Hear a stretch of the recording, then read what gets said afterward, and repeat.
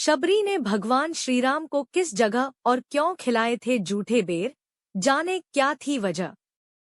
रामायण की कथा में माता शबरी को विशेष महत्व दिया गया है।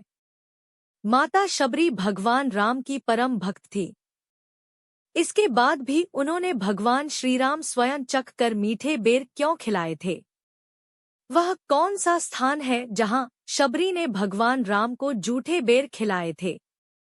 शबरी ने भगवान श्रीराम को किस जगह और क्यों खिलाए थे जूठे बेर, जाने क्या थी वजह।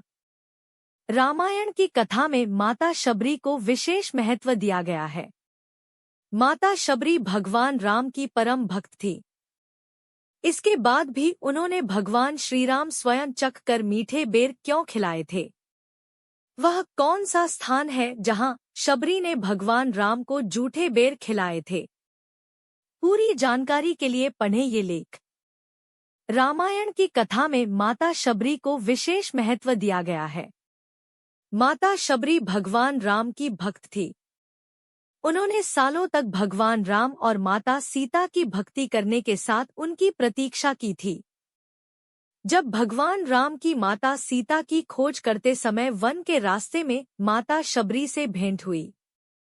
उससे पहले माता शबरी रोज मार्ग में पुष्प बिछाकर और चखकर मीठे बेर भगवान राम के लिए चुनकर रखती थी। और एक दिन शबरी की इंतजार पूरा हुआ तो आखिरकार भगवान राम से उनकी भेंट हो ही गई।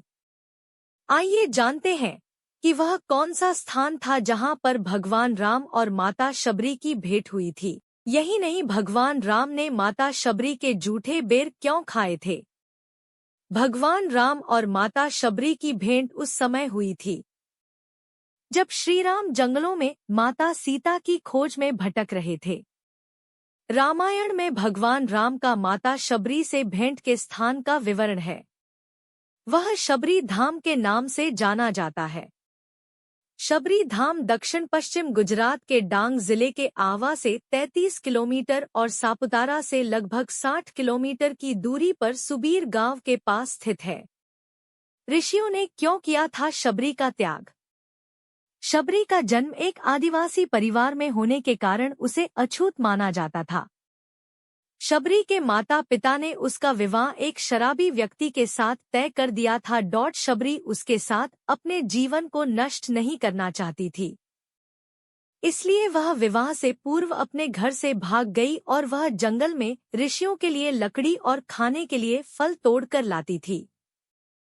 सभी ऋषि शबरी से अत्यंत प्रसन्न थे, लेकिन एक दिन जब उन्हें यह पता चला कि शबरी अछूत है, तब सभी ऋषियों ने उसका त्याग कर दिया था। शबरी ने क्यों जूठे किए बेर? अंत में जब ऋषि मतंग ने उन्हें अपनाया और उन्हें शिक्षा दी, जब ऋषि मतंग का अंत समय आया तब उन्होंने शबरी को बुलाकर कहा कि एक दिन भगवान राम तुम्हारे पास आएंगे और तुम्हें इस संसार से मुक्त कर देंगे। तब से शबरी रोज फूलों से कुटिया को सजाकर और मीठे फल चुनकर भगवान राम की प्रतीक्षा करती थी, ताकि भगवान राम के मुंह में खट्टे बेर न चले जाएं। सालों तक प्रतीक्षा करते हुए जब शबरी बूढ़ी हो चुकी थी, भगवान राम माता सीता की खोज करते हुए उस वन में पहुंचे जहां शबरी की कुटिया थी। श्रीराम ने ऋषियों पूछा शबरी का पता। भगवान राम जब तालाब से पानी लेने के लिए आगे बढ़े तब ऋषियों ने उन्हें रोक दिया और कहा कि इस तालाब से एक अछूत स्त्री जल लेकर जाती है। सभी ऋषियों ने इस तालाब का त्याग कर दिया है। यह सुनकर राम ने ऋषियों से कहा कि कोई स्त्री अछूत नहीं हो सकती है। स्त्री एक इंसान को जन्म देती है, वह किस तरह अछूत हो सकती है? यह सब कहकर भगवान राम ने शबरी की कुटिया का पता पूछा और शबरी के पास पहुंच गए। भगवान राम को परोसे जूठे बेर। भगवान राम जैसे ही कुटिया तक पहुंचे, शबरी ने उन्हें पहचान लिया और उनके चरणों में आकर गिर गई। शबरी भगवान राम और लक्ष्मण को अपनी कुटिया में ले गई और उनकी आवभगत करने लगी। तब शबरी ने भगवान राम को जूठे बेर परोसे और राम जी बेर खाने लगे। तभी लक्ष्मण बोले कि यह जूठे बेर है, आप कैसे खा सकते हैं? इस पर श्रीराम ने कहा कि यह झूठे नहीं मीठे बेर हैं।